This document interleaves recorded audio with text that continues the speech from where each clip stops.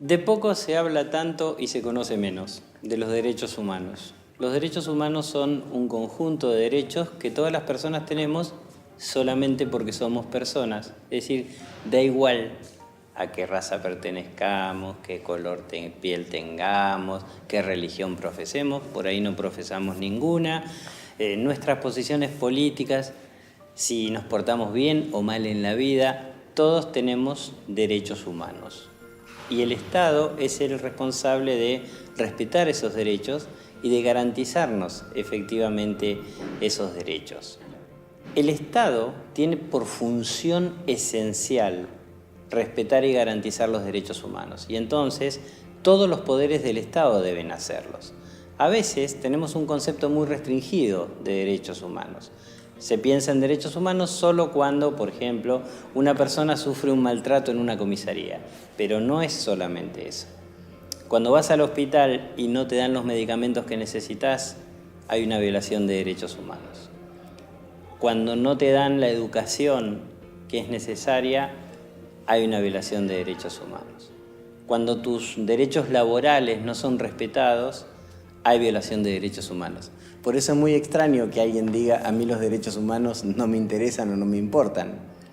Más bien es como cuando un cirujano dice, a mí la anestesia no me importa. Bueno, la anestesia hace al trabajo del cirujano y a la vida de todas las personas hacen efectivamente los derechos humanos.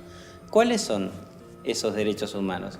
Bueno, están permanentemente evolucionando, pero al menos podemos hablar de que son los derechos civiles, políticos, económicos, sociales y culturales. Y si los traducimos a derechos concretos, a no ser privado arbitrariamente de la vida, a no sufrir torturas o tratos crueles, inhumanos y degradantes, a que se nos proteja contra la trata de personas, que es un gran problema hoy, o la esclavitud o la servidumbre, a que no se nos encarcele arbitrariamente el derecho a la libertad, a nuestra libertad de opinión, de conciencia, de religión, nuestra libertad de reunión, a estar protegidos contra los discursos de odio, los derechos políticos, a votar, a presentarnos a elecciones, los derechos económicos, sociales y culturales. Hoy hablaba de la educación, efectivamente, que tiene que ver con el acceso a la educación y que tiene que ver también con que se nos brinde una educación de calidad.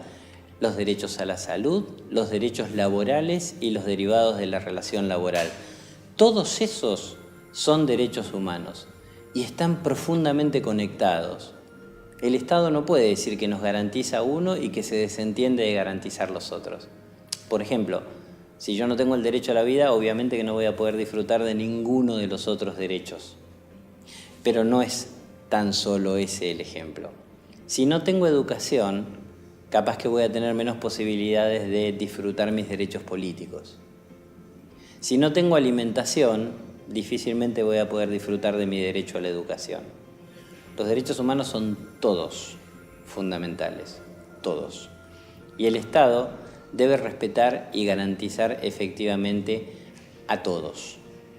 Por eso es muy importante que quienes cumplan función estatal garanticen derechos humanos y estén capacitados y capacitadas. Y esto implica conocer lo genérico de derechos humanos y también las particularidades, como por ejemplo la perspectiva de género en lo que tiene que ver con derechos humanos de las mujeres y población LGBTI, o la cosmovisión indígena. Viste que la propiedad es diferente para el concepto occidental que para el concepto indígena.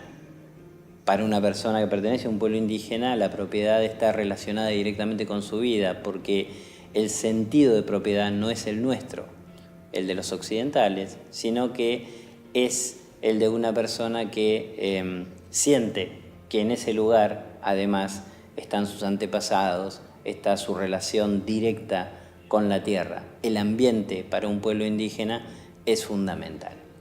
Entonces, todas las personas que operan dentro del Estado, en cualquier lugar, en el Poder Ejecutivo, en el Poder Legislativo, en el Poder Judicial, la persona que te atiende en una oficina burocrática en la administración, todas, absolutamente todas, tienen que conocer y practicar el respeto y la garantía de los derechos humanos.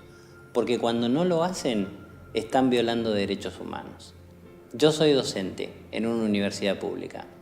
Si yo discrimino cuando doy clases, estoy violando derechos humanos. Suena fuerte identificarse a uno mismo como un posible violador de derechos humanos, porque pensamos que los violadores de los derechos humanos son los peores sujetos que han pasado por la historia, y por supuesto que lo son, claro.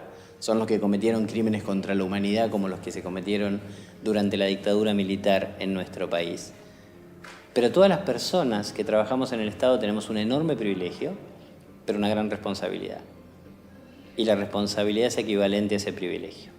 Si no sabemos desempeñar nuestra función como corresponde, entonces corremos el riesgo de violar derechos humanos, de no cumplir adecuadamente nuestra función y que entonces el día de mañana el Estado argentino pueda ser responsabilizado por ese motivo ante algún foro internacional, ya sea en el ámbito interamericano, allí donde están la Comisión y la Corte Interamericana de Derechos Humanos, o en el ámbito de Naciones Unidas, donde hay comités y órganos creados en virtud de tratados de derechos humanos.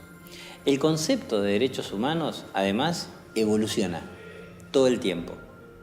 Así que hay que actualizarse en relación a las cosas que van pasando. Por ejemplo, aunque los tratados clásicos de derechos humanos no hablaban del derecho a la verdad en relación a lo que ocurrió por violaciones de derechos humanos en el pasado, hoy el derecho a la verdad está reconocido efectivamente. Y aunque los derechos humanos involucren fundamentalmente actitudes del Estado, hoy se empieza a mirar fuertemente la responsabilidad por violación de derechos humanos que cometen quienes no necesariamente están en el Estado.